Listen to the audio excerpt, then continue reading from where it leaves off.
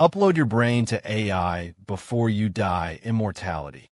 Let's be frank, death has a terrible public relations team.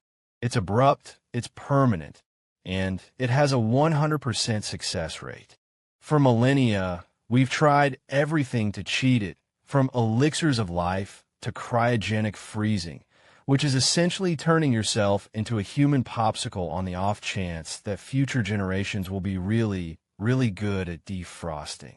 But now, for the first time in human history, a new and tantalizingly plausible cheat code has emerged: uploading your consciousness to a digital realm.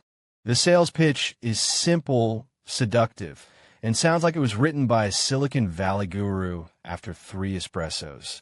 Don't die. Defrag.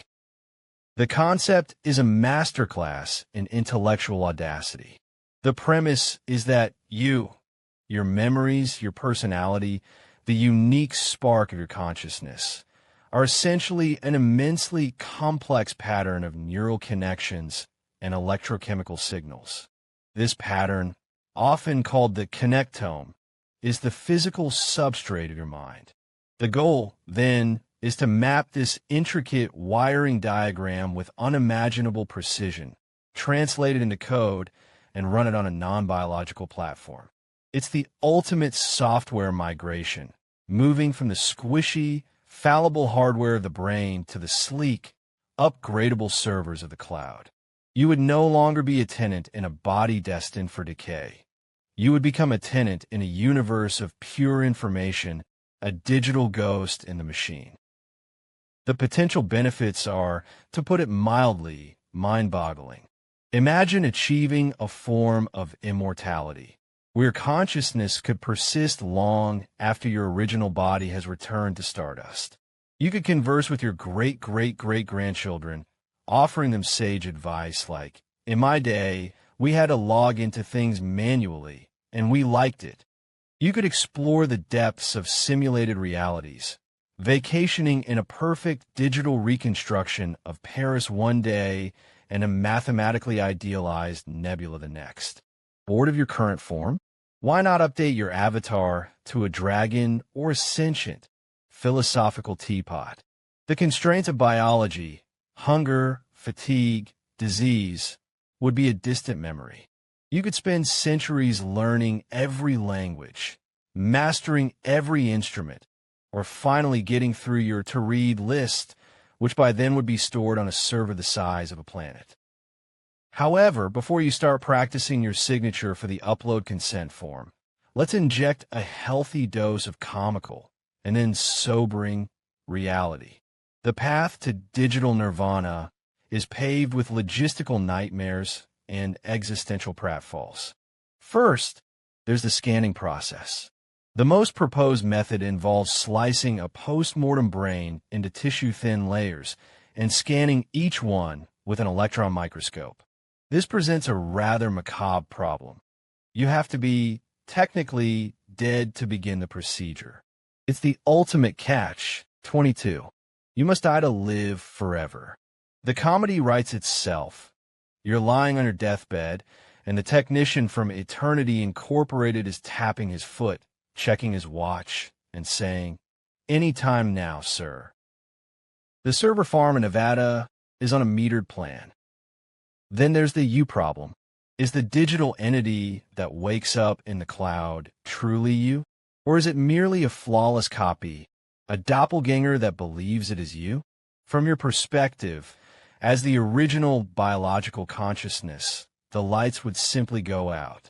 A new entity, with all your memories and personality, would boot up in a digital paradise, ready to live forever. But you, the one who made the appointment and signed the waiver, would still be dead.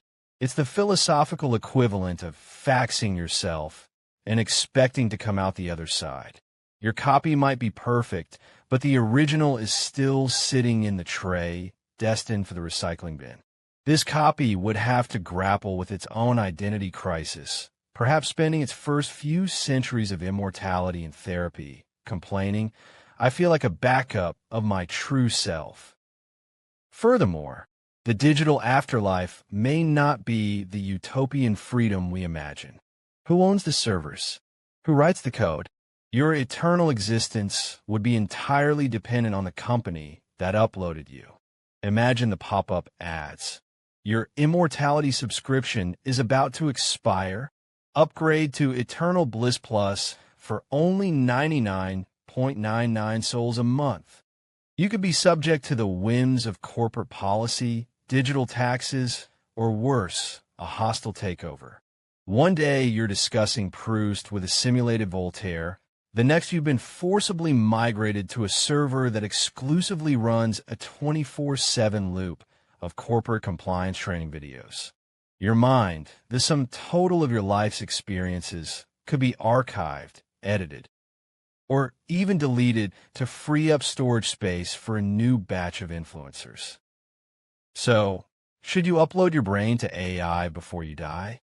The answer is a paradoxical and profoundly human one. Perhaps, but not for the reasons you might think.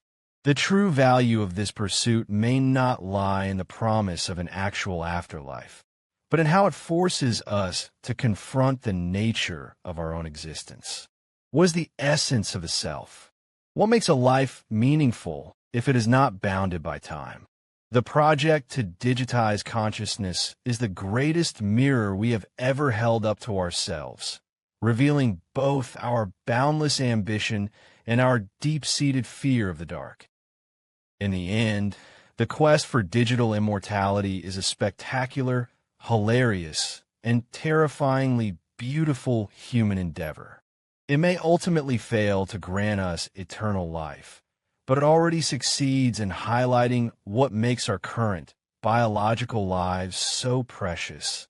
Their fragility, their fleeting nature, and their stubborn, glorious resistance to being simply copied and pasted. Until the technology is perfected and the terms and service agreement thoroughly vetted by a team of philosopher lawyers, we're left with the oldest form of immortality known to our species. The memories we leave in others, the art we create, the love we share, and the stories we tell. And if all else fails, at least we can take comfort in the fact that, for now, our consciousness doesn't require a daily reboot to install updates. Mostly. If you found this video informative, please like and subscribe. It will really help this channel out. Thank you for watching. Stay tuned for more informative videos coming.